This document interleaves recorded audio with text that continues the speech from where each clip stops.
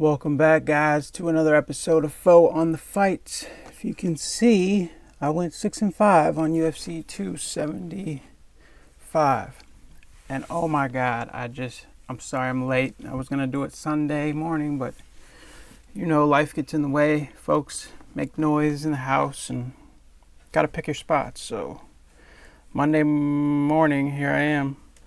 I went 6-5, so if you guys went with my picks and won money, you're welcome.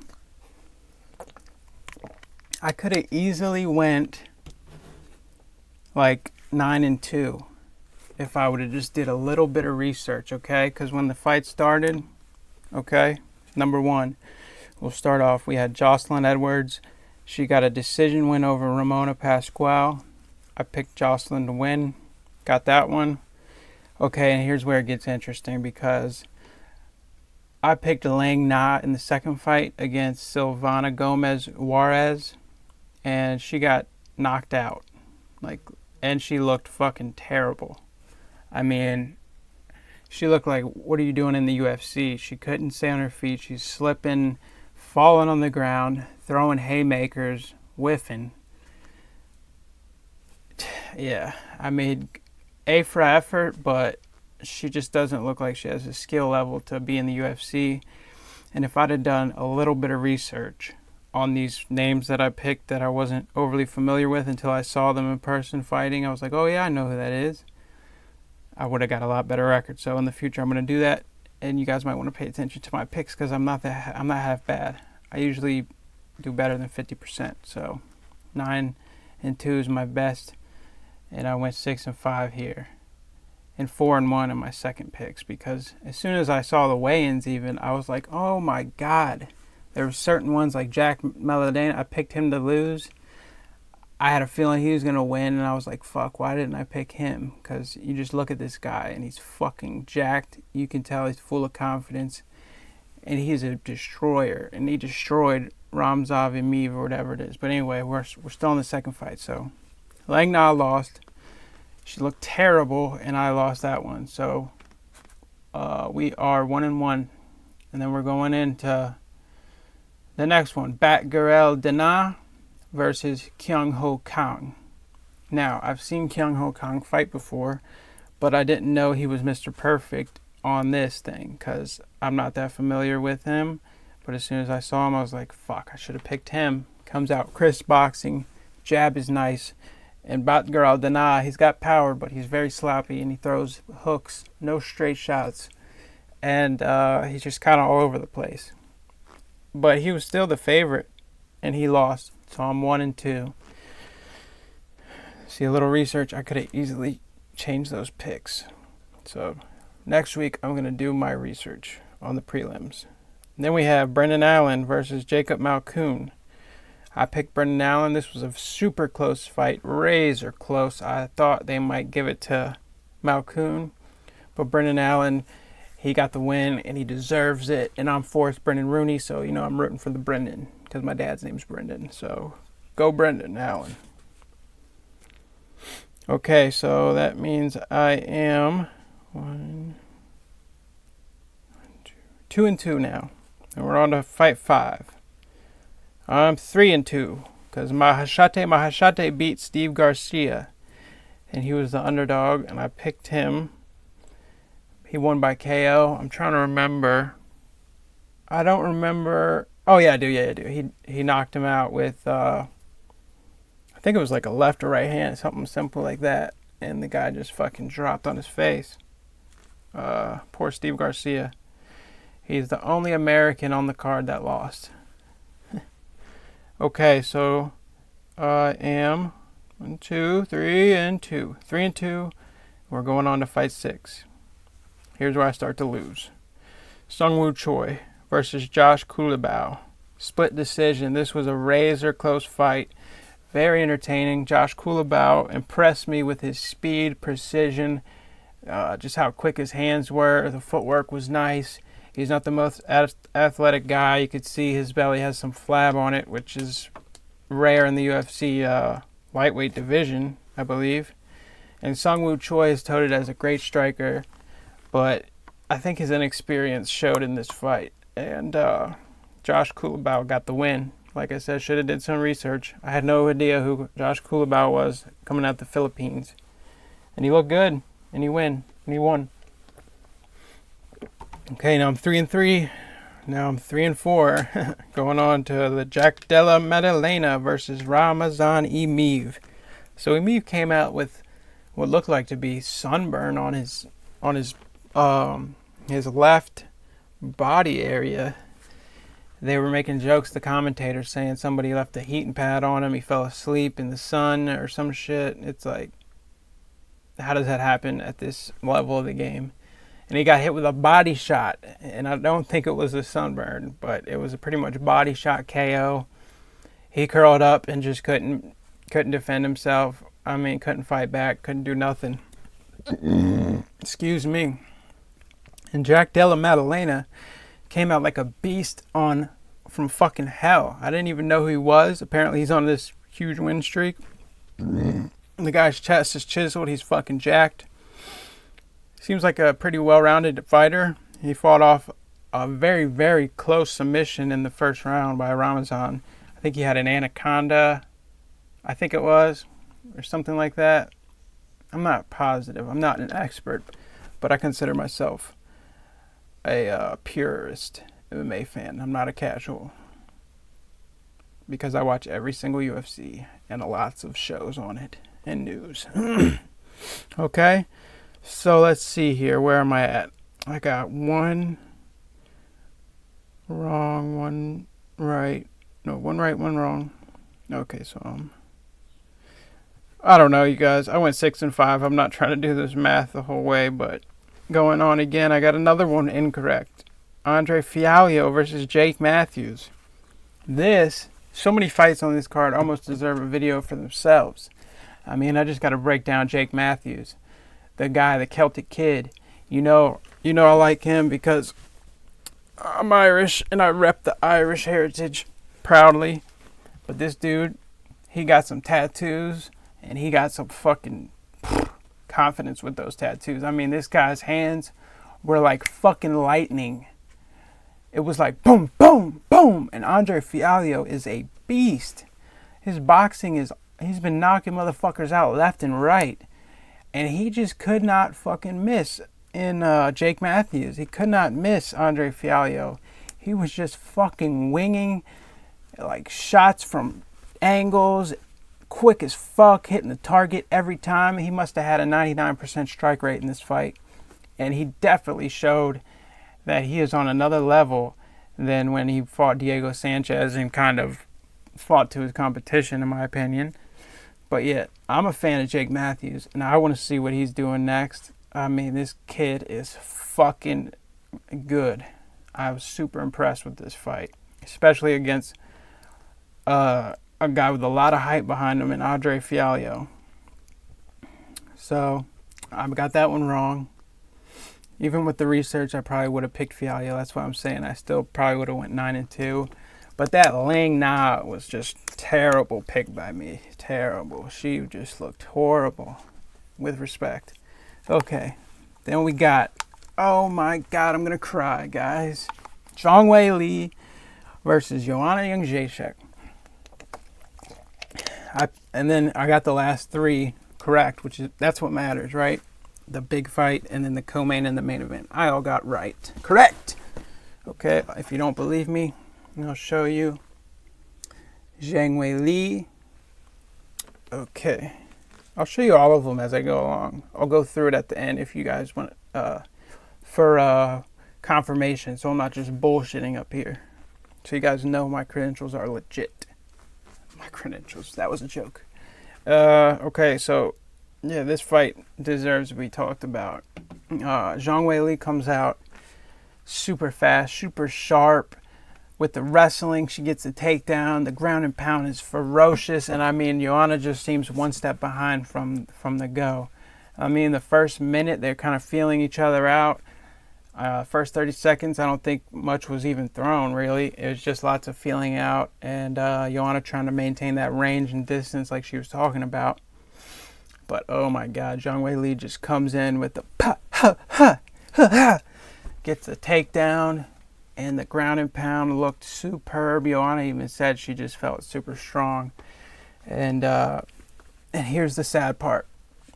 At the end of the fight, Joanna hangs up the gloves. Oh, I gotta tell you about the knockout. Oh my God, it's a spinning back fist to the fucking, like right here, right behind the ear, which is kind of illegal, but you know, when you're all moving, it doesn't matter. You can't say that's illegal.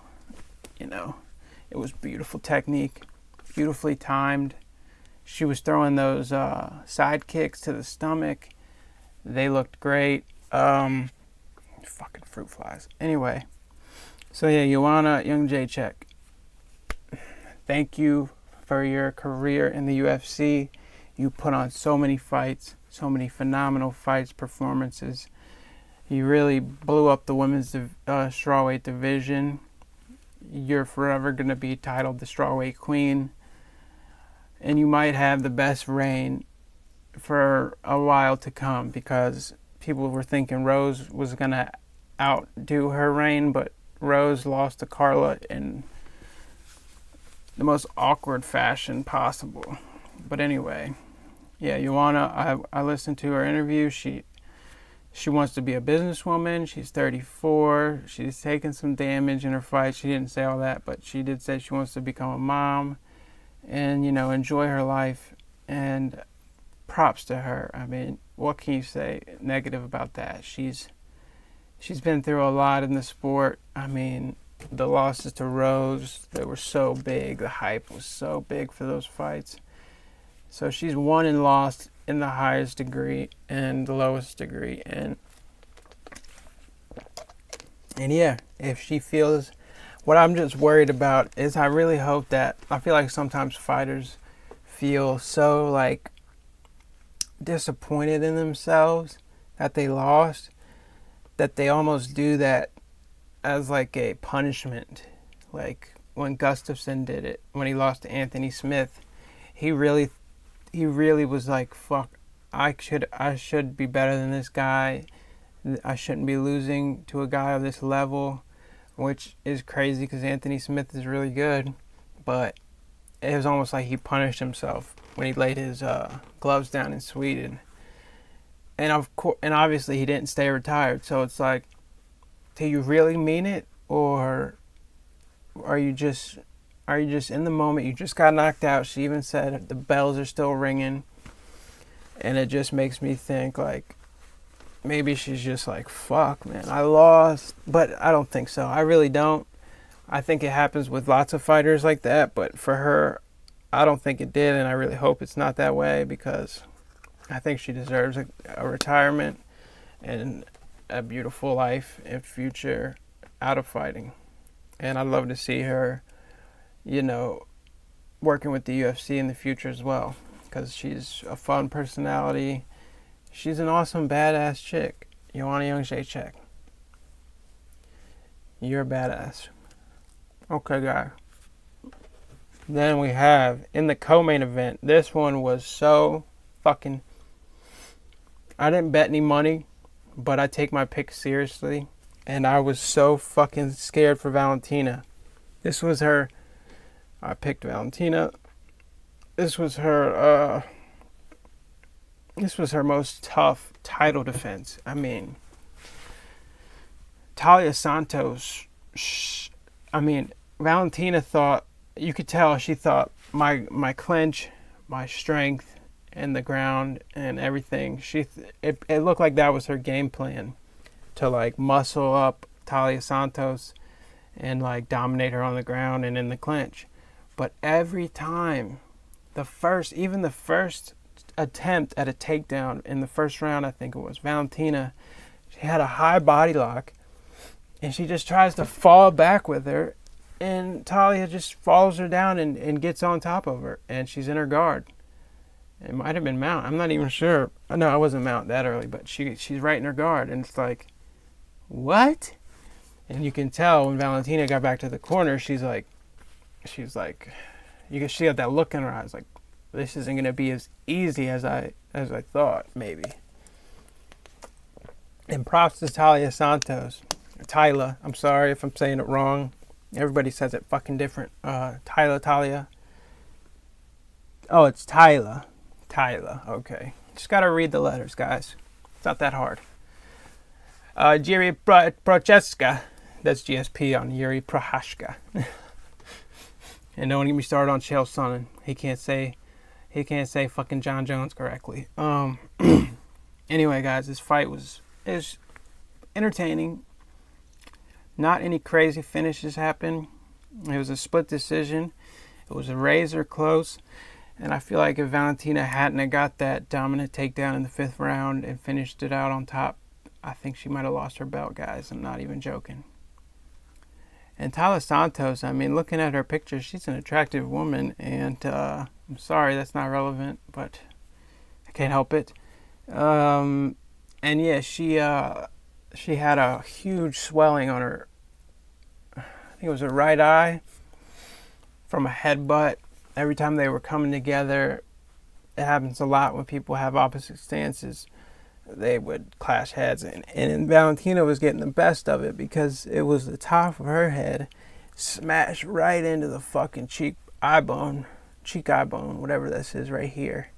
And you could tell it was just, I mean, her eye was fucking closed up. She could open it like this, but it was like, she said she was seeing 2 Valentinas trying to hit the middle one. So that's very unfortunate because that could have definitely altered the fight in a negative way for Tyla. And with it being so fucking close, Valentina should really consider herself the bullet dodged a bullet. Okay? With the headbutt. I just said that. I mean, that was pretty good, guys. Maybe I should try my comedian podcast after all. Anyway, bullet dodged a bullet with that one. She gets the win. Another successful defense. Razor close. I like to see some more humility from her. Some more realistic credit to Tyla. I mean, she's like, Jess, she was very good, very dangerous, but we knew it was better. It's like, girl, you almost lost. Like, fucking, if you didn't get that headbutt, which wasn't legal. It was an accident, but it's an illegal accident. If you didn't get that, you're not champ right now. Very good, very interesting fight. Okay. On to the main event, the best fight of the night. Hands down. Oh my God. I wish I bet money on this, guys. I might start, if I start, doing better than 50% every time at least. I'll keep track of my picks and stuff with you guys. But anyways, here's the proof. Yuri Prohashka. Fucking fun. He wins by submission in the fucking 5th round. Who would have guessed that? Nobody.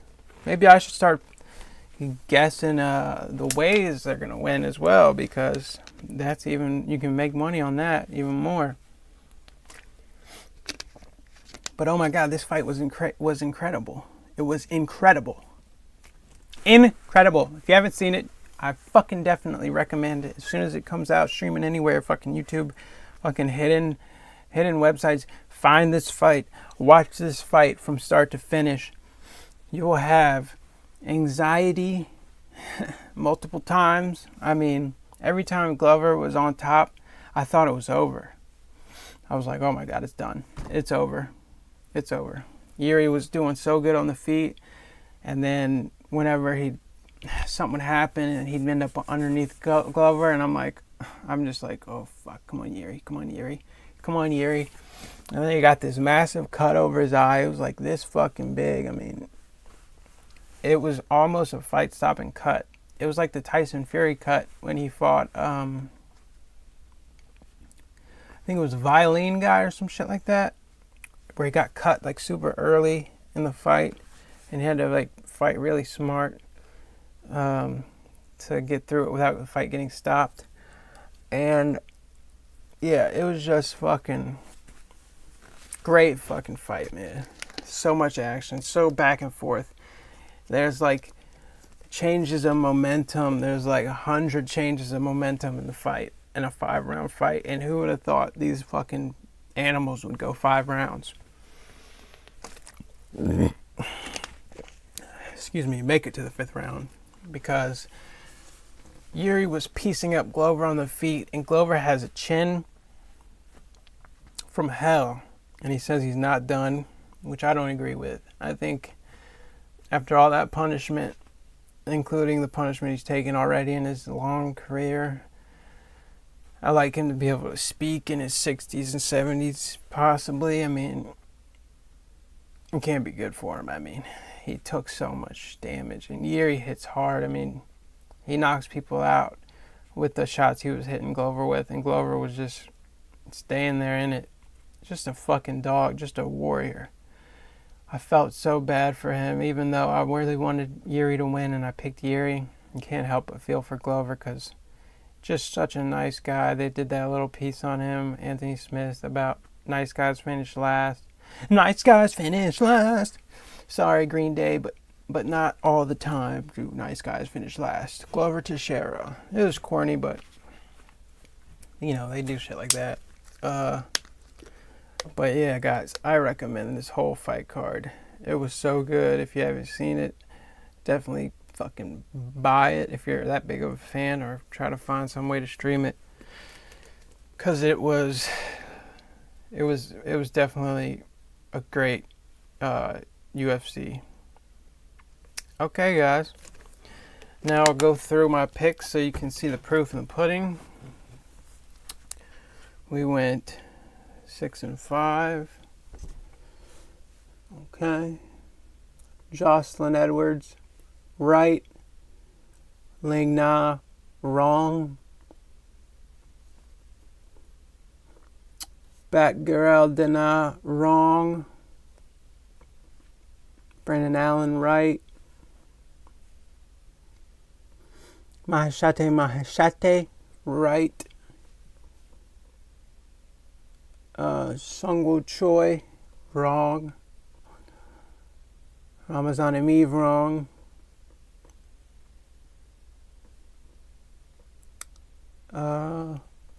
Andre Fialho, wrong. And the last 3, Zhongwei Lee, correct. Valentina, correct. And Yuri Prohashka, correct. I put 49 strikes would be landed in the main event, and the final was 316. I know you can't see, but you're going to take my word on that one. Okay, guys. That was my UFC 275 review show. I hope you enjoyed it. Like and subscribe. If you guys are MMA fans and you want to see more content, let me know. Don't be shy.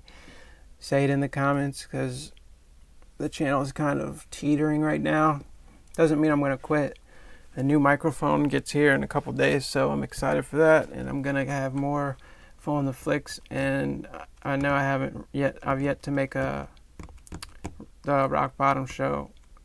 But I'm trying to put something together for that, because I tend to get very depressive when I talk about life and stuff. And the purpose of the show is to be funny and comedy and make you laugh. That's the goal. So, stay tuned for that. Thanks, guys.